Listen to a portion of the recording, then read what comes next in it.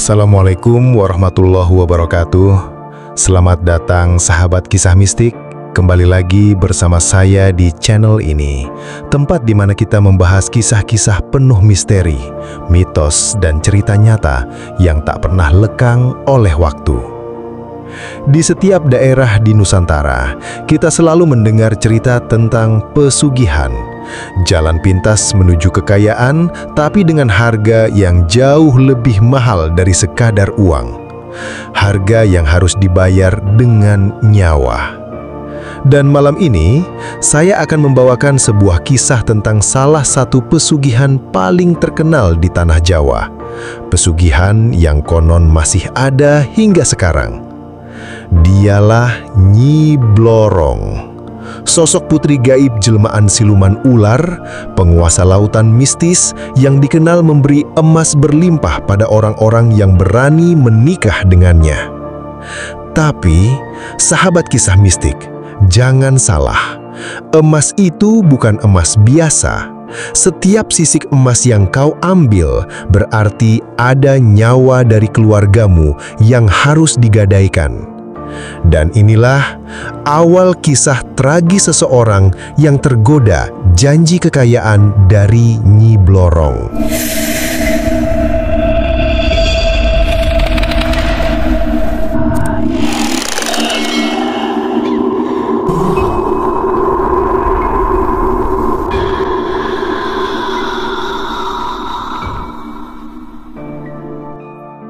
Namanya Sastro, seorang lelaki dari Jawa Tengah.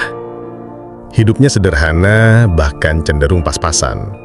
Sehari-hari ia bekerja sebagai petani penggarap, tapi hasil panen tak pernah mencukupi. Di kampungnya, Sastro dikenal baik hati, rajin bekerja, dan penyayang keluarga. Tapi kemiskinan membuatnya selalu merasa hina. Rumahnya reot, anak-anaknya sering sakit-sakitan. Sementara tetangganya ada yang mendadak kaya, punya sawah luas, ternak ratusan, bahkan mobil. Padahal dulunya sama miskinnya dengan Sastro. Dari situlah bisikan iri mulai muncul. Ngapa orang lain bisa kaya mendadak? Apa rahasianya? Hingga suatu malam, saat Sastro nongkrong di warung kopi tua di pinggir desa, seorang lelaki tua yang dipanggil warga sebagai Mbah Wiryo mendekatinya. Dengan suara serak, Mbah Wiryo berkata, "Le, wong kaya kowe iki nek ngandelke keringet tok, nganti mati omongi urip melarat. Tapi nek wani, ono dalan cepet. Dalan sing ora kabeh wong gelem nindakake." Sastro menetap heran. "Maksud Mbah?" Lelaki tua itu mendekat. Matanya tajam menatap Sastro. "Apa kowe tahu krungu jenenge Nyi Blorong?" Nama itu membuat Sastro sedikit bergidik. Dari kecil ia sering mendengar bahwa Nyi Blorong adalah putri gaib jelmaan ular. Sosok cantik jelita, tubuhnya manusia tapi dari pinggang ke bawah dipenuhi sisik ular yang berkilauan seperti emas. Konon, barang siapa berani menikah dengannya secara gaib, maka ia akan diberi kekayaan tak terbatas. Setiap kali berhubungan, sisik tubuh Nyi Blorong akan berubah menjadi kepingan emas. Dan emas itu bisa dipetik, bisa dikumpulkan, bisa dijual. Tapi, ada syarat mengerikan. Setiap keping emas berarti ada tumbal nyawa. Entah itu istri, anak, orang tua, atau keturunan darahnya sendiri. Mbah Wiryo tersenyum tipis. "Wis akeh wong sing dadi sugih mergo pesugihan kuwi. Nanging kabeh yo kudu ana tumbale. Nek kowe gelem, aku iso nggawa kowe ketemu jembatan kanggo mlebu donyane dheweke." Malam itu, Sastro pulang dengan hati gelisah. Ia teringat wajah istrinya, Sri, yang setia mendampinginya walau miskin. Ia juga teringat anak-anaknya yang sering menangis kelaparan. Apakah aku tega menukar kebahagiaan mereka dengan perjanjian gaib? Tapi, kalau aku tetap begini, mereka akan menderita selamanya. Hari-hari berikutnya, Pikiran Sastro semakin kacau. Dan entah bagaimana, setiap kali ia sholat, bisikan itu muncul. Kekayaan ada di depan mata. Hanya perlu satu langkah, satu tanda tangan gaib, satu pernikahan dengan sang putri ular. Sampai akhirnya, pada suatu malam Jumat Kliwon, Sastro nekat mendatangi rumah Mbah Wiryo. Dengan tatapan penuh tekad, ia berkata lirih, "Mbah, aku gelem, aku siap, tunjukkan jalannya."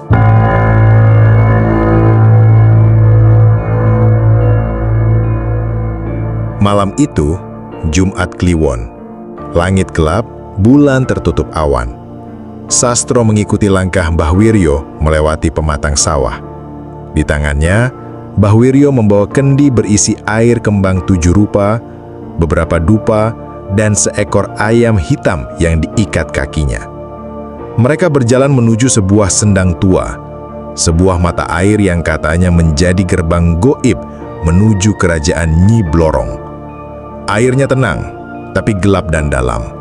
Orang-orang desa jarang berani mendekat, karena sering terdengar suara tangisan perempuan dari dasar sendang. Di tepi sendang, Mbah Wiryo mulai menancapkan dupa, membakar kemenyan, dan membaca mantra. Bau harum menusuk hidung, bercampur dengan aroma amis darah ayam yang disembelih, lalu diteteskan ke air. Sastro menengowai, "Ojo nganti kue ragu. Dino iki, uripmu bakal owah selawase," kata Mbah Wiryo dengan suara berat. Sastro hanya bisa menunduk, dadanya berdegup keras.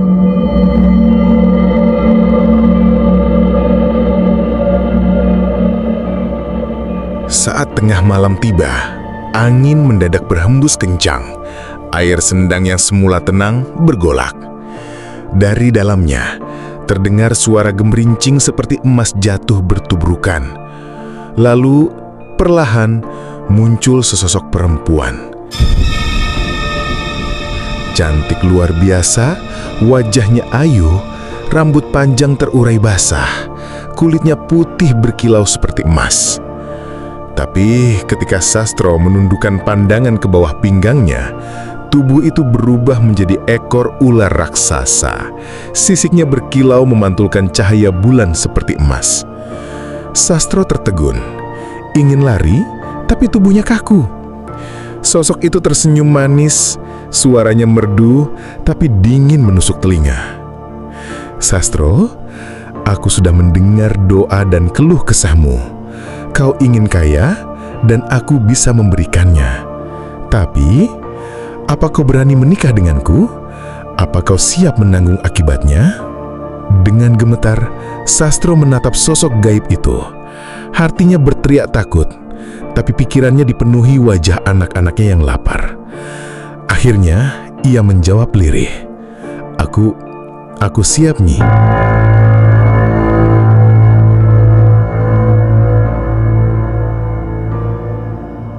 Mbah Wiryo segera melanjutkan ritual.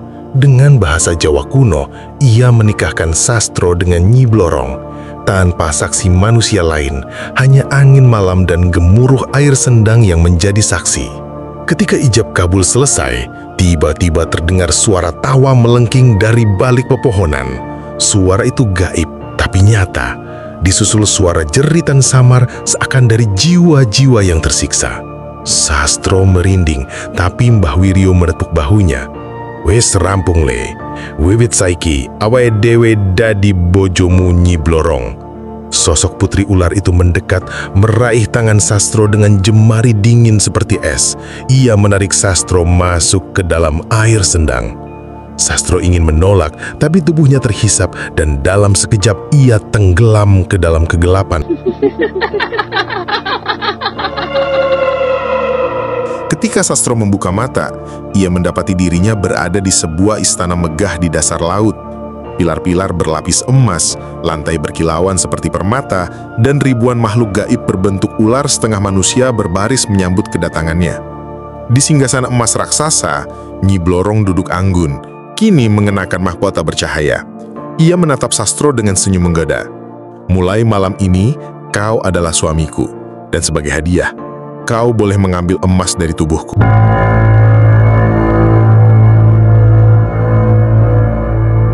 Dengan suara merdu, Nyi Blorong mendekat. Tubuhnya perlahan berubah. Dari pinggang ke bawah, dipenuhi sisik emas yang bersinar. Sisik-sisik itu menempel rapat, tapi setiap kali disentuh, satu persatu bisa terlepas menjadi kepingan emas murni. Sastro menelan ludah, tangannya gemetar ketika ia mencoba memetik satu sisik. Dan benar, sisik itu berubah menjadi emas padat di tangannya. Nyi Blorong tersenyum.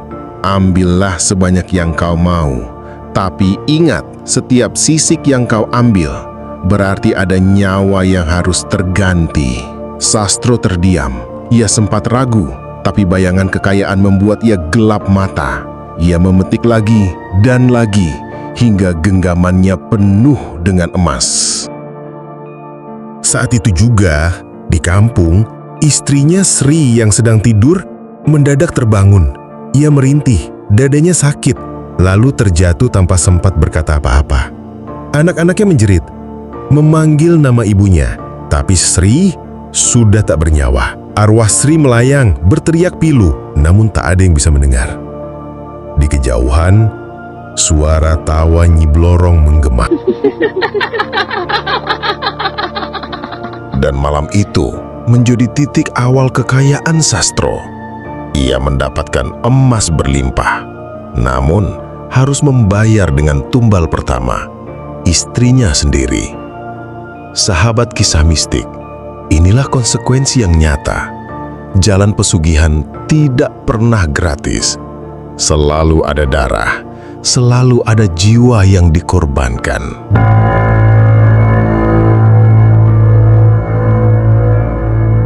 Sehari setelah ritual, Sastro pulang ke rumah dengan wajah muram. Tetangga heboh karena Sri ditemukan meninggal mendadak. Warga mengira ia terkena penyakit jantung.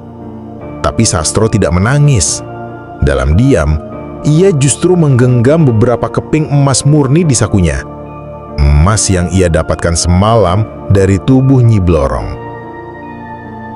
Beberapa hari kemudian, orang-orang desa terkejut melihat Sastro menjual sawah tua dan membeli sawah baru yang jauh lebih luas. Ia juga membeli kerbau, sapi, bahkan membangun rumah baru yang megah. Loh, bukannya kemarin masih miskin? Kok sekarang tiba-tiba sugih pol? Bisik warga. Sastro hanya tersenyum, pura-pura mengatakan ia mendapatkan warisan dari kerabat jauh. Namun malam hari, saat semua orang tidur, Sastro tidak bisa memejamkan mata. Di kamarnya yang baru, ia sering mendengar suara lirih memanggil namanya. Sastro, Sastro. Kadang ia mencium bau melati menyengat. Kadang terdengar suara tangisan perempuan. Suatu malam, ketika ia membuka mata, ia melihat sosok bayangan perempuan berdiri di pojok kamar. Rambut panjang terurai, wajah pucat, mata menatap kosong. Itu Sri. Tubuh Sastro gemetar. Istriku. Tapi sosok itu tiba-tiba menjerit melengking. Kenapa kau tega? Sastro menjerit ketakutan. Saat ia menyalakan lampu, sosok itu hilang. Hanya tersisa bau busuk darah yang menusuk hidung. Sejak saat itu, hampir setiap malam, Sastro dihantui oleh arwah Sri. Namun, bersamaan dengan rasa takut itu, ia juga semakin kecanduan pada emas sisik Nyi Blorong. Setiap Jumat Kliwon, ia kembali ke Sendang, menjalani malam pengantin dengan sang putri ular. Dan setiap kali ia pulang, ia membawa kepingan emas baru. Tapi setiap emas yang ia ambil, ada tumbal baru yang jatuh. Anak tetangga meninggal mendadak. Keponakannya jatuh sakit lalu meninggal. Bahkan adiknya sendiri tewas misterius saat bekerja di sawah. Orang-orang desa mulai bergunjing. Kenapa tiap kali Sastro makin kaya, selalu ada orang dekatnya yang mati?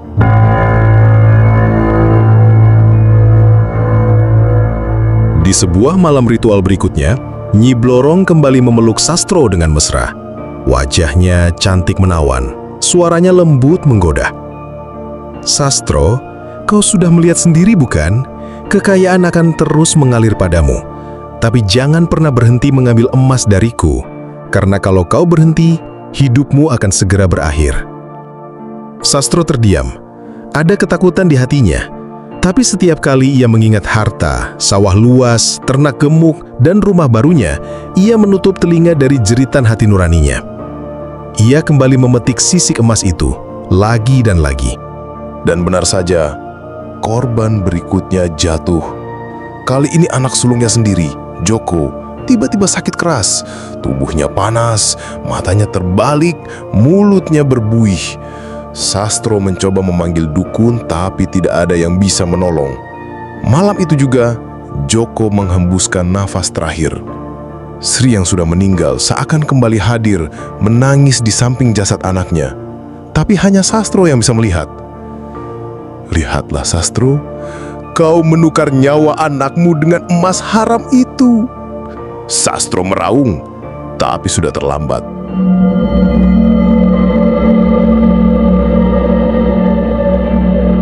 Kini rumah Sastro berdiri megah di tengah desa. Halaman luas, dinding tembok tinggi, perabotan serba mahal. Orang-orang desa menatap iri sekaligus curiga. Namun, di balik tembok itu, Sastro hidup gelisah. Setiap malam, suara tangisan Sri, jeritan Joko, dan bisikan arwah lain bergema di seluruh rumah. Lampu sering padam sendiri, pintu berderit tanpa sebab, bahkan makanan di meja sering berbau anyir darah. Tetangga yang diundang makan pun sering ketakutan. "Kok rasane kayak anak sing ngliwati, suarane wong nangis." Sejak itu, orang-orang mulai menjauhi rumah Sastro. Meski begitu, setiap Jumat Kliwon, Sastro tetap mendatangi Sendang Tua. Di sana, Nyi Blorong menunggu dengan senyum menawan. "Sastro, lihatlah, kini kau telah menjadi orang terkaya di desamu. Tapi ingat, kekayaan ini tidak boleh berhenti. Kau harus terus mengambil sisikku sampai tak tersisa." Sastro hanya menunduk.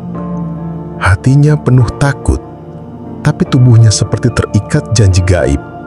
Setiap kali mencoba berhenti, bayangan kematian menjemputnya. Akhirnya, ia kembali memetik sisik emas. Dan setiap kali sisik itu lepas, ada nyawa yang ikut melayang. Beberapa minggu kemudian, tragedi baru menimpa. Anak bungsunya, Siti, yang masih kecil dan polos, tiba-tiba jatuh sakit. Tubuhnya kurus, kulitnya membiru, matanya sayu seperti ditarik sesuatu. Malam itu, saat Sastro memeluk tubuh putrinya yang lemah, ia mendengar bisikan lirih dari telinga Siti. "Bapak, aku dingin. Aku takut. Jangan serahkan aku." Sastro meraung, memohon agar Nyi Blorong tidak mengambil nyawa anaknya. Tapi semua terlambat. Siti menghembuskan napas terakhir di pelukan ayahnya. Di sudut kamar, bayangan Sri muncul lagi, kali ini memeluk Siti. Keduanya menatap Sastro dengan tatapan penuh amarah dan kekecewaan. "Sastro, lihat apa yang kau lakukan. Kau korbankan darah dagingmu sendiri." Sastro menjerit, memukul-mukul kepalanya sendiri. Sejak kematian Siti, rumah Sastro berubah menjadi neraka. Setiap malam, terdengar suara langkah kecil berlari di lorong. Suara anak kecil menangis, dan kadang suara Sri menjerit memanggil namanya. Cermin-cermin di rumahnya sering memantulkan bayangan orang mati dengan wajah pucat dan mata kosong. Perabotan bergerah sendiri, genteng jatuh tanpa sebab, dan ayam-ayam di kandang mati mendadak. Bahkan, Para pekerja yang ia gaji untuk mengurus sawahnya pun satu persatu kabur. Tak tahan dengan gangguan gaib di rumahnya. Kini, meski bergelimang harta, Sastro hidup sendirian di rumah besar yang menyeramkan. Harta yang ia tumpuk semakin banyak, tapi setiap kali menatap emas itu, ia justru melihat darah menetes dari permukaannya. Tangannya gemetar, dadanya sesak, matanya sembab. Untuk apa semua ini? Aku kaya, tapi aku kehilangan semua yang kucintai. Namun, penyesalan sudah terlambat. Janji gaib tidak bisa dibatalkan. Nyi Blorong masih terus menunggu setiap Jumat Kliwon, menagih sisik emas dan menjerat jiwa-jiwa baru. Kini, rumah megah Sastro berdiri sunyi. Tidak ada lagi suara anak-anak bermain. Tidak ada lagi tawa istrinya. Yang ada hanyalah gema kosong, bayangan arwah, dan suara tangisan yang entah dari mana datangnya. Orang-orang desa semakin yakin bahwa kekayaan Sastro berasal dari pesugihan. Mereka mulai menjauh, bahkan ada yang takut melintas di depan rumahnya pada malam hari. Sastro hidup sendirian, hanya ditemani emas berkarung-karung. Emas yang basah oleh darah. Malam Jumat Kliwon berikutnya, Sastro kembali dipanggil ke Sendang. Tapi kali ini perasaannya berbeda. Dadanya berat, kakinya gemetar. Di tepi air, Nyi Blorong sudah menunggu. Cantik jelita, senyumnya memikat, tapi sorot matanya penuh ancaman. Sastro, sisiku sudah semakin menipis. Kau harus mengambil lebih banyak malam ini. Sastro menunduk. Air matanya jatuh. Nyi, aku sudah kehilangan semuanya. Istriku, anak-anakku, apa belum cukup?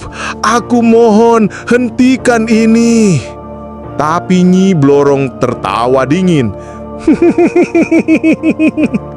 Tidak ada kata berhenti, Sastro. Kau sudah menjadi milikku. Jiwa dan darahmu adalah bayarannya. Dengan tubuh gemetar, Sastro dipaksa kembali menyentuh sisik emas itu. Setiap keping yang ia ambil, terdengar jeritan jiwa-jiwa di sekelilingnya. Suara Sri, suara anak-anaknya, bahkan suara kerabatnya yang sudah mati. Tiba-tiba, Nyi Blorong mendekat dan membisikkan sesuatu. Kekayaanmu sudah lunas, sekarang giliran jiwamu menjadi tumbal terakhir. Sebelum sempat lari, tubuh Sastro dililit ekor ular raksasa. Ia menjerit, matanya melotot, mulutnya berbuih. Perlahan, tubuhnya ditarik ke dasar Sendang. Air bergolok hebat, bau amis darah menyebar ke udara, dan Sastro tidak pernah kembali lagi.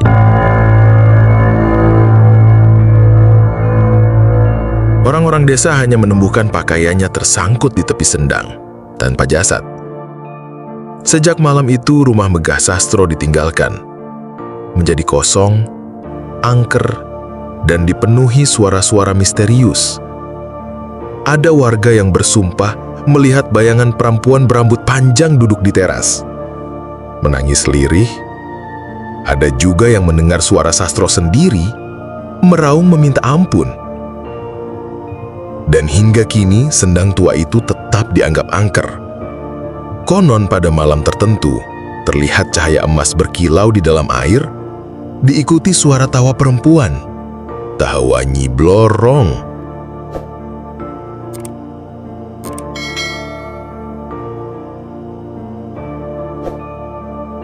Sahabat kisah mistik, harta yang datang dari jalan gaib tidak pernah gratis.